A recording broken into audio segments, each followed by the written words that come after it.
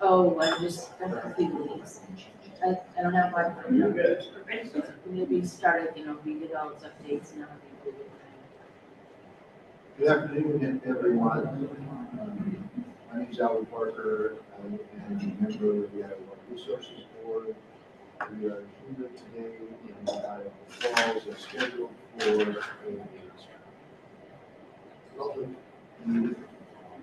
digital changes to the state water plan with respect to recharge directed by the state legislature in that past session.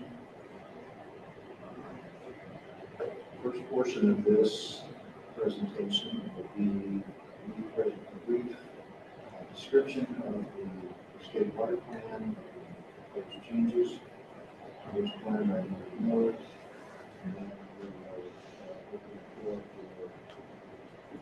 for testimony at the present time.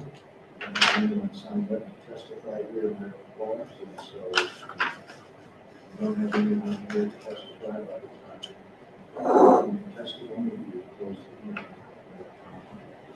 There will be a second opportunity hearing in Falls in September, and there we will also have a presentation. In this presentation, will show you how you can provide comments on the recommendations to the state legislature, either written comments. With that, I will turn over. Board Member Barker.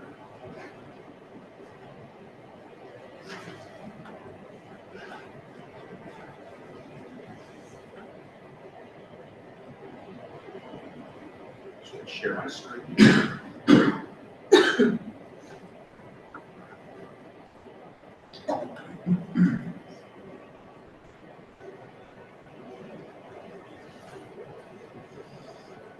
Okay, I'll begin with a presentation. This should only take a few minutes, but I just want to highlight the process and the board's authority for drafting and making changes to the state water plan, and also talk a little bit about why the board is making these changes. This past legislative session, the Idaho legislature passed Senate Concurrent Resolution 110. The purpose of this was to express support for the 2004 settlement agreement between members of the Surface Water Coalition and groundwater districts on the ESPA. And it also expresses support for the ongoing efforts of the state of Idaho to address water supply challenges on the ESPA, and supports the Water Board's efforts to increase the aquifer recharge goals from 250,000 to 350,000 per year. Here's the language, the key language from SCR 110. And I'm not going to read this fully, but you'll see here at that second paragraph, be it further resolved, the legislature supports the board revising specific policies in the state water plan 4B, 4D, 4E, and the ESPA Comprehensive Aquifer Management Plan, which is actually a Part B to the state water plan, and to make updates in both of those to establish a state-funded ESPA managed recharge goal of 350,000 acre-feet on an average annual basis. Staff has been working with to discuss these changes to the state water plan and the ESPA camp with the Planning Committee in June 2025, and then with the Idaho Water Resource Board in early July 2025. Below is the timeline that has been established for making these changes. You can see that first bullet there is was a special meeting releasing the changes for public comment. That was on July 11th. Then the second bullet is today, the public meeting. As Board Member Barker already discussed, we will have a second one there in Twin Falls, coordinated with the September board meeting, probably on that Wednesday before the meeting. And then October through December, we will review those comments and propose changes, and then the board will finalize and propose a final version of these policies to present to the legislature on January 1. Just a couple slides here on the background and the authority of the board.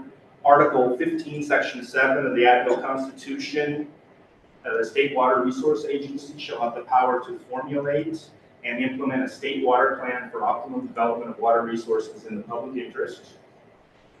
And the board shall, subject to legislative approval, progressively formulate, adopt, and implement a comprehensive state water plan and for the waterways of the state in the public interest. The first plan was in '74. It basically just had objectives. And then the first policies came in '76. And then there were a number of subsequent revisions. 2012 was the last full revision. In 2016, the board added a sustainability policy to the state water plan. And then these proposed changes, once submitted by the board to the legislature, shall become effective unless amended or rejected by law. All state agencies are required to exercise their duties in a manner consistent with the plan. And again, it provides guidance and discretion and direction for water planning, management, conservation, and development. Here you can see the policy sections of the state water plan. As indicated in SCR 110, the board is being asked to amend Snake River Basin policies, and we will look at those. And then also, we will, you'll get to see the ESPA camp changes, which again is Part B to the state water plan. And I'll tell you where you can find those changes to review. Again, the public comment period was opened on July 11th and will remain open through the end of September 2025.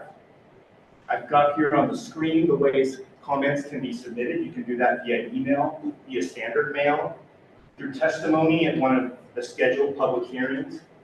And then you can also receive more information about the process, and you can review drafts of all the changes at that website. We've also got copies of them in the back room. We will have hard copies available at our next public hearing. And with that, I think that's the end of my presentation.